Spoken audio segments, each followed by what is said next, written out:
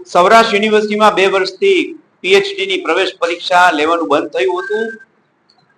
ગુજરાત આખામાં પરીક્ષા લેવાય, ગુજરાતના શિક્ષણ મંત્રી પોતે પરીક્ષા આપે અને સૌરાષ્ટ્રના વિદ્યાર્થીઓને પરીક્ષાથી દૂર રાખવામાં આવે એ સ્થિતિના વિરોધ રૂપે એનએસયુઆઈએ રજૂઆત કરી હતી।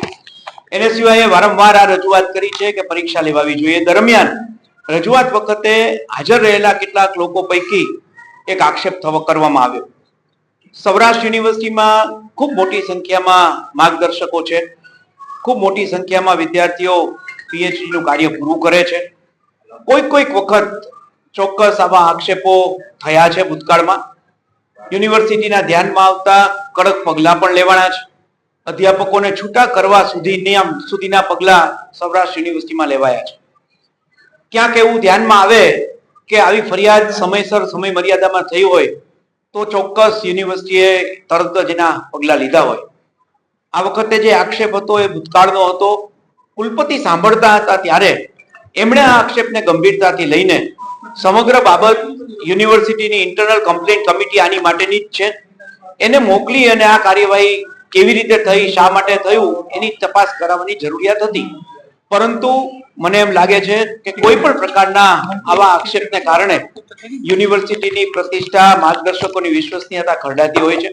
યુનિવર્સિટીએ આવા આક્ષેપની તપાસ પણ કરવી જોઈએ અને કડક હાથે કામ લેવું જોઈએ એવું ચોક્કસ માનું છું। ચોક્કસ અને એના બધા જ પગલા લેવાયા છે। દાખલા તરીકે પહેલા એવું હતું કે નોંધણી પહેલા, પીએચડી ની નોંધણી પહેલા માર્ગદર્શક અને વિદ્યાર્થીઓ સાથે રહીને એક ફોર્મ ભરીને આપતા અને પીએચડી ની નોંધણી થતી।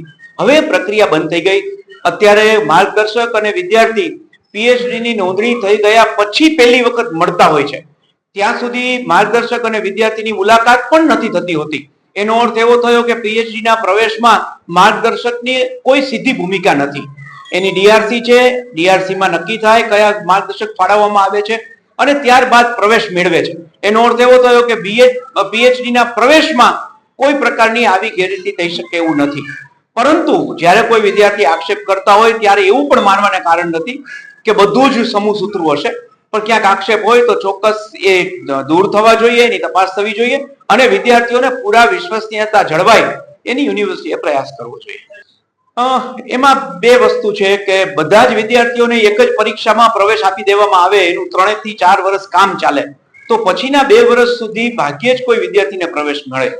દાખલા તરીકે કોઈ ગાઈડ પાસે 6 બેઠકો હોય તો દર વખતે 2 બેઠકોમાં પ્રવેશ આપે તો દર 2 વર્ષે એના વિદ્યાર્થીઓ નવા આવતા જાય અને જૂનાનું પૂરું થતું જાય। એટલે એક સાથે બધી જ બેઠકો જાહેર કરી દેવી ને બધાને પ્રવેશ આપી દેવો તો આના પછીની પરીક્ષા લેવાશે 1 વર્ષ પછી, ત્યારે ભાગ્યે જ કોઈ પાસે કોઈ જગ્યા હોય। એવું ન થાય અને ગાઈડને થોડીક મોકળાશ રહે, એક સાથે બધા જ વિદ્યાર્થીઓનું માર્ગદર્શન કરવું એમની માટે પણ થોડું મુશ્કેલ હોય છે।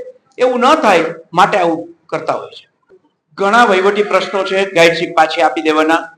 યુનિવર્સિટીમાં પહેલા અધ્યાપકો અને એટલે માર્ગદર્શક અને વિદ્યાર્થી સાથે રહીને જે કામ કરતા હતા એની બદલે યુનિવર્સિટીમાં વચ્ચેનું તંત્ર ઉમેરાતા ઘણી જગ્યાએ એવું જોવા મળે છે કે ભવનના અધ્યક્ષો પોતાની રીતે મનસ્વી નિર્ણય કરતા હોય, એનાથી માર્ગદર્શકોની નારાજગી પણ હોય છે।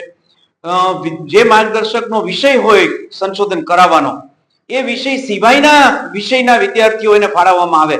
દાખલા તરીકે પ્રાયોગિક સંશોધન મારું મુખ્ય વ્યવસ્થા હોય અને મને પ્રાયોગિક સંશોધનની બદલે કોઈ કેસ સ્ટડી કે વિષય વસ્તુ આપી દેવામાં આવે તો એ વિદ્યાર્થીને મારે માર્ગદર્શન આપીને પીએચડી કામ પૂરું કરાવવું ખૂબ અઘરું હોય છે।